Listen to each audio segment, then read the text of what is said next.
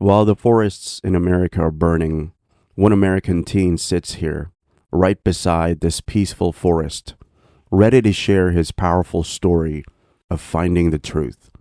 And trust me, this isn't just about switching religions. It's about transformation, purpose, and the search for meaning in a world that feels more chaotic every day. Allahu Akbar. I am a white American Muslim. Yeah, revert. In today's video, we are diving into the powerful story of how one Christian family embraced Islam. This isn't just about one person converting.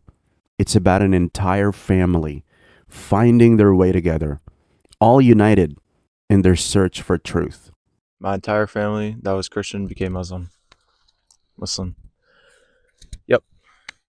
Like most kids, he didn't question his faith much. It was the way of life he was taught, and it gave his family a sense of belonging and purpose.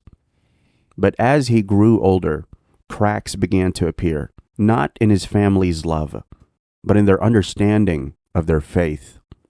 So here's the interesting part.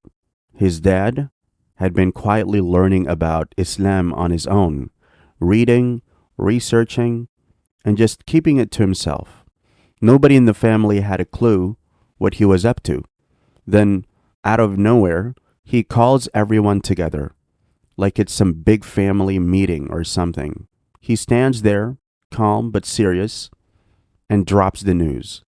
I've become a Muslim. Just like that.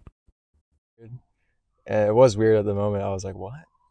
Like, why would you do that? Like, is my dad going to hell? And I was like, all these things were going through my mind. After that big moment with his dad, he was curious. He wasn't just going to jump into anything blindly. He's like, all right, if I'm going to look into this, it's going to be based on facts, not emotions. So he started doing his own research. He wanted to know what Islam was really about, not just what people say about it, but the actual teachings. There was no like, oh, do I feel like it's the right thing? No, there was none of that at all. I told myself, like, the second I know it's true, I'm going to convert. And this same with Christianity. If I knew it was true, I was going to stay. And as he kept digging, he hit a point that pretty much every Christian who starts looking into their own faith with logic instead of emotions eventually stumbles on the Trinity. It just wasn't adding up. I quickly realized that the idea of the Trinity it not only does it not make sense,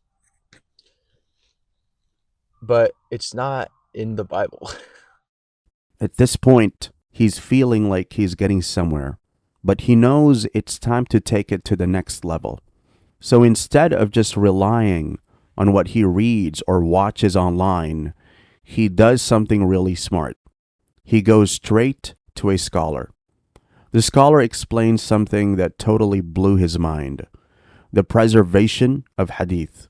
He talks about how every single hadith, every saying or action of the Prophet ﷺ is part of a chain of narrations.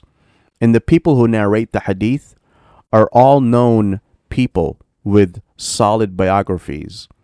Every single person in that chain is someone who's been vetted, like their character, their memory, their reliability. Everything's been checked. The scholar that I was talking to, he brought me the narrations of who narrated that, how he passed it down to the next person, how that next person translated it to the next person, and how he translated it to the next person. Were these people reliable? He had a biography of each person, age, when they were born, who their teachers were, who their students were, who their parents were, what their name was. Were they trustworthy? Did they tell lies? Were they honest? Did they have good memory? As we have seen, this family's journey to Islam about finding the truth that spoke to their hearts and minds. It's a reminder that the search for meaning isn't always easy, but when you find it, everything else falls into place. Allah guides whom He wills. If this story resonated with you, make sure to like, share, and subscribe for more inspiring journeys.